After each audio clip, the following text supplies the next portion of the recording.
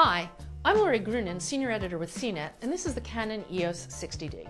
As it seems with every other generation of Canon DSLRs, the EOS 50D was a solid, if somewhat uninspired follow-up to the extremely well-received 40D. Now it's the 60D's turn to be the interesting model. It combines some of the best elements of the T2i and 7D in an updated, but occasionally frustrating, redesigned body. The body is still very nice. It's solid with a big grip, but it's not quite as rugged or weather-sealed as competitors. The viewfinder's nice. It's not quite 100% coverage the way the D7000 is, but it's still big and bright and very usable.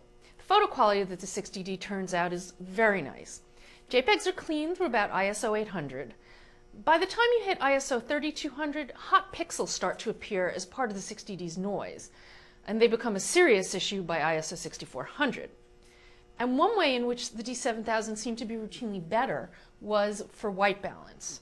And in one mixed lighting case where I had no issues with the D7000, I actually had to resort to manual white balance with the 60D. The most notable enhancement over the 50D is, of course, video capture. All motion looks smooth, and I couldn't even force it to exhibit any rolling shutter artifacts.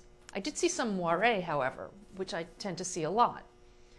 Though the built-in microphone is mono, it still sounds surprisingly good, and they've added a wind filter along with the same sound controls that you find in the 5D Mark II. That's 64 levels. And it's really nice to have the 3-inch articulated LCD when you're shooting video.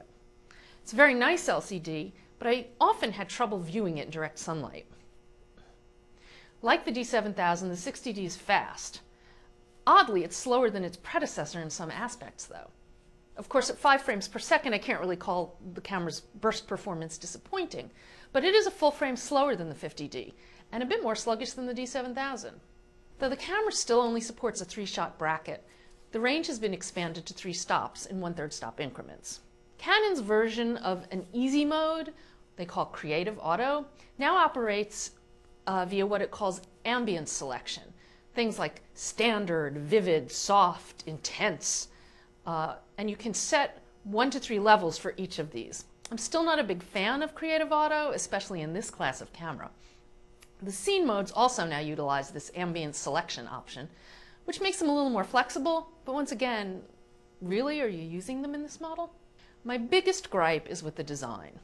It's as if Canon purposefully tried to make it different from the extremely functional 7D layout. For example, the new mode dial has a locking button in order to prevent accidental turning, and that's good. But the button's in the middle of the dial, and pressing it down while turning is really awkward.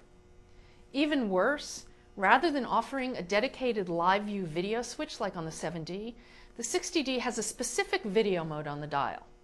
And when you're doing a lot of jumping back and forth between still and video, having to constantly rotate that dial back and forth almost completely around gets extremely frustrating.